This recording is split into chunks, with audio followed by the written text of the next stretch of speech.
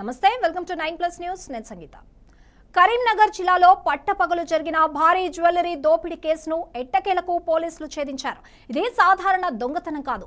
బీహార్ జైల్లో ఉన్న ఒక కరుడుగట్టిన నేరస్తుడు the golden thief Subodh Singh అక్కడి నుండే ఈ మొత్తం దోపిడీకి స్కెచ్ చేశాడు. దేశంలోని వివిధ రాష్ట్రాలను గడగడలాడిస్తున్న ఆ అంతర్రాష్ట్ర ముఠాను పోలీసులు చాకచక్యంగా పట్టుకున్నారు. మరి జైలు నుంచే జరిగిన ఆ ఆపరేషన్ వివరాలేంటి, పోలీసులు వాళ్లను ఎలా పట్టుకున్నారో చూద్దాం. ఈ నెల 3న కరీంనగర్ 2 టౌన్ పోలీస్ స్టేషన్ పరిధిలోని PMJ జ్యువెలరీ షాప్లోకి 5గురు దొంగల ముఠా కస్టమర్ల రూపంలో ప్రవేశించింది. లోపలికి రాగానే తుపాకులతో సిబ్బందిని బెదిరించి దాదాపు 161 తులాల బంగారం, 112 క్యారెట్ల వజ్రాభరణాలను దోచుకున్నారు.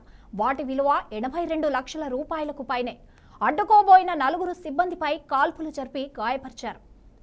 ఈ మొత్తం దోపిడీ వెనుక సూత్రధారి బీహార్ జైల్లో శిక్ష అనుభవిస్తున్న సుబోధ్ సింగ్ అని తెలియడంతో పోలీసులు షాక్ అయ్యారు.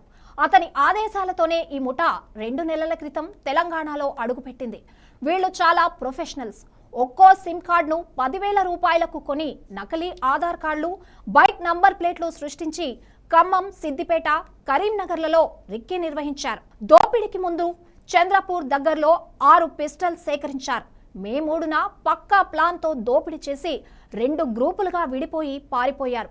ఒక టీం గోదావరి నది ఒడ్డున బైక్ను వదిలేసి నది దాటి మంచిర్యాల నుండి ట్రైన్లో ఎస్కేప్ అయింది. మరో టీం దోచుకున్న సొత్తుతో అడవి మార్గంలో వెళ్లి అక్కడ రెడీగా ఉన్న క్రేటా కార్లో బీహార్కు పారిపోయింది. టెక్నికల్ ఎవిడెన్స్ ఆధారంగా దర్యాప్తు చేపట్టిన స్పెషల్ పోలీస్ టీం ఈ ముఠాలోని 13 మందిని గుర్తించారు.